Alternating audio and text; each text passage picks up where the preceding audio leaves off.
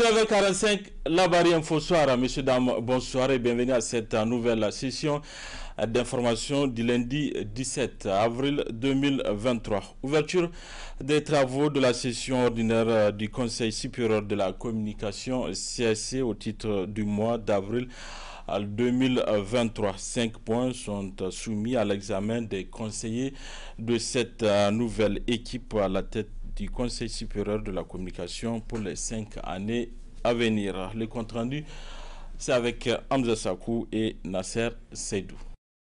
Installée le 7 avril dernier, la nouvelle équipe dirigeante du Conseil supérieur de la communication s'investit pleinement dans ses fonctions à travers la tenue de cette première session au titre du mois d'avril. Ainsi, à l'ouverture des travaux de la dite session, la mission pour laquelle ces conseillers ont été élus leur a été rappelée. Nous devons, tout au long de notre mandat, avoir présent à l'esprit notre serment, celui de servir la nation en toute impartialité et loyalement, dans la légalité et le respect strict du secret des délibérations.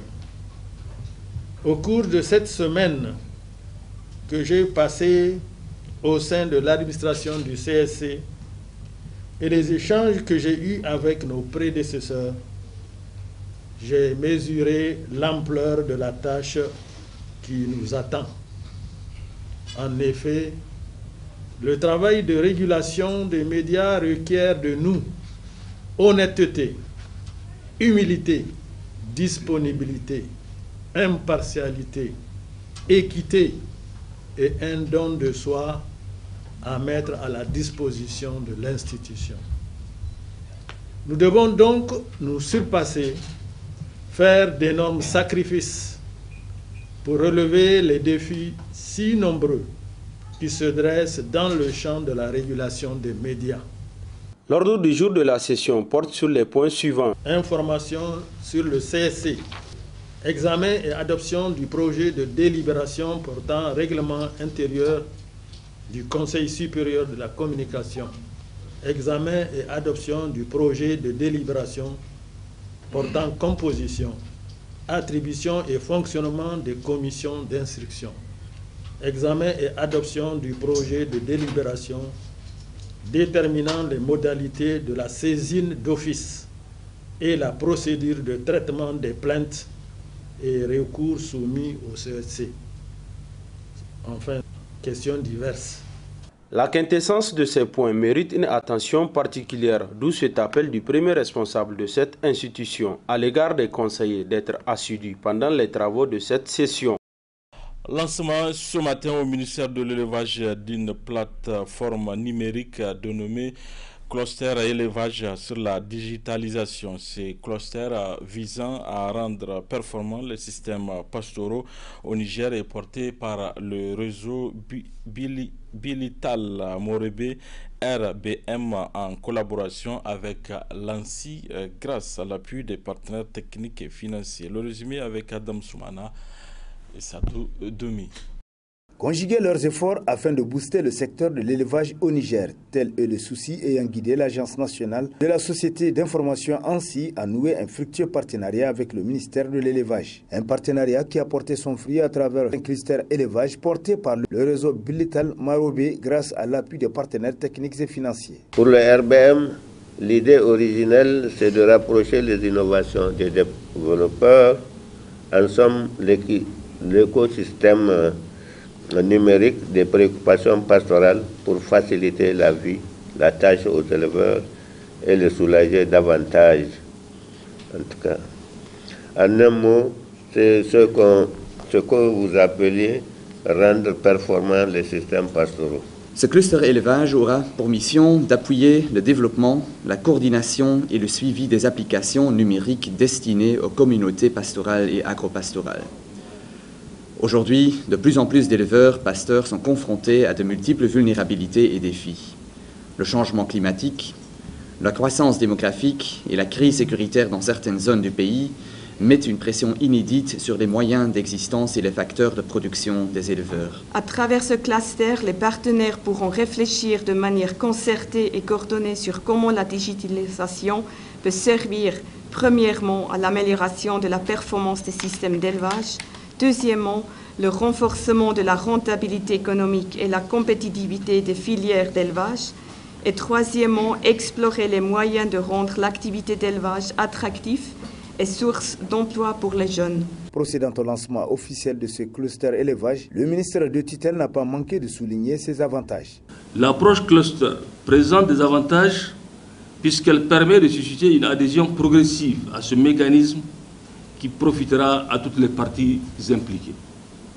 Il facilitera dans une dynamique flexible la contractualisation de ces clusters avec les fournisseurs de services financiers et non financiers, je veux parler de l'appui conseil et des intrants, en vue du renforcement de la confiance et de l'engagement des acteurs contribuant à une meilleure compétitivité de la filière.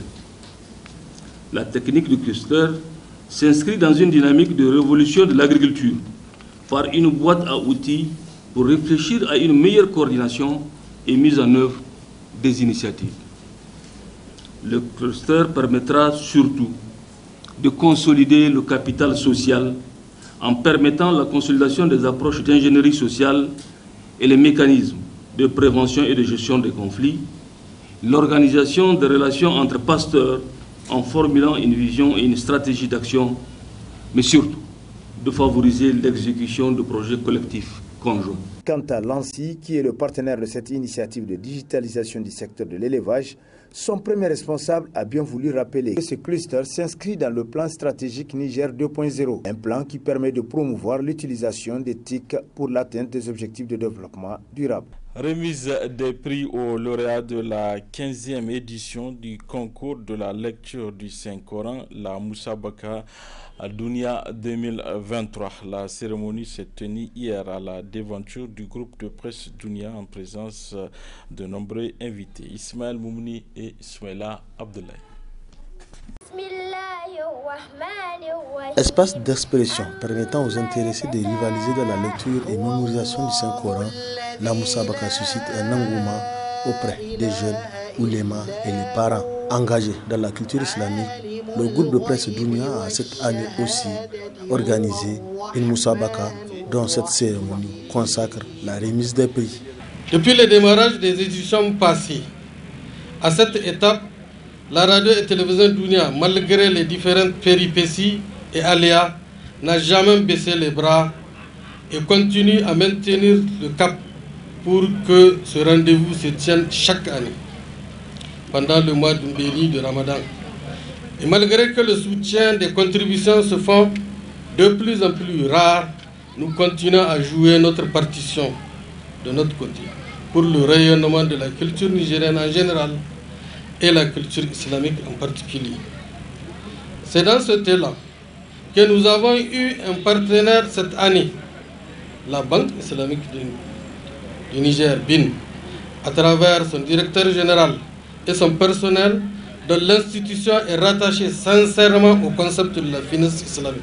Le concours s'est déroulé en 4 catégories, à savoir Juz ou Amma, Roubou, Nifs et Kamil.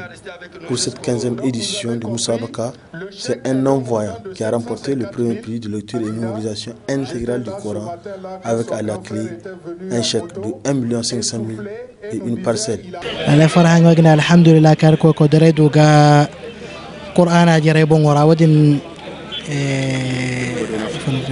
irkoy harno kirkoyne no yadinga alhamdulillah qur'ana chaw lalle cassette de nega hangan radio wakay hanganem ko alfaga do ay mi chaw nan kan ba hansen ga ce sem yekko ga hangan koyne wa premier ka ga hansi talbe ce ngo kek te segti im ko kadi de qur'ana chaw ngo de bora sintinam sidikan sandaga doro amnan aa warkul kan ko kare agdu wakir ko dara sam do deno.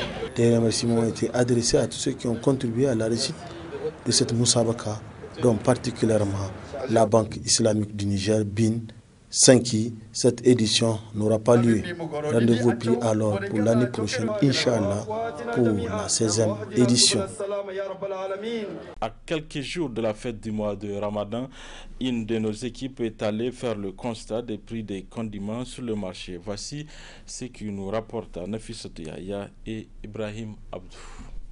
Tout a augmenté de prix, surtout les légumes. C'est du moins ce que disent les clientes sur le marché en cette veille de la fête de Ramadan.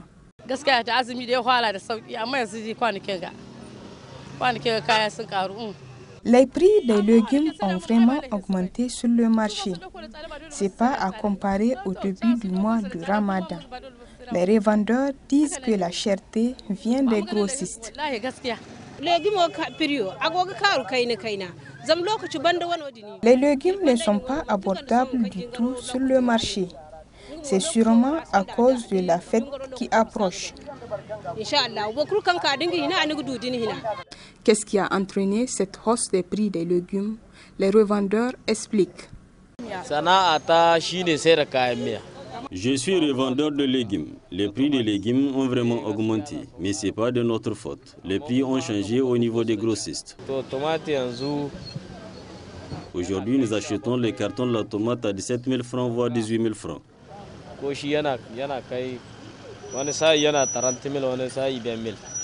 Le sac de piment vert a atteint 30 000 francs et celui du poivron 20 000 francs. To wallahi tsadan na hajiya daga can na su manya daga sama na kai ma to a ce hagga masu noman ma daga gare su na tunda ka rike kaya kuma manya masu. Cette cherté ne vient pas de nous. Quand nous prenons cher, nous sommes obligés de revendre cher. Talakan sun ka jaye kenan su na za su huddowa su sai da mutane. Kuma kai ko kana son ka saye ka samu ka sai da ka samu wani abu dole sai ka sayi gare su. À quelques jours de la fête de Ramadan, la tendance n'est pas prête de changer sur le marché selon les clientes. C'est pourquoi elles attirent l'attention des revendeurs afin de revoir les prix. Voilà, monsieur Dama, c'est tout pour ce 19h45 de la télévision Labari. Merci à vous de l'avoir suivi. Au revoir.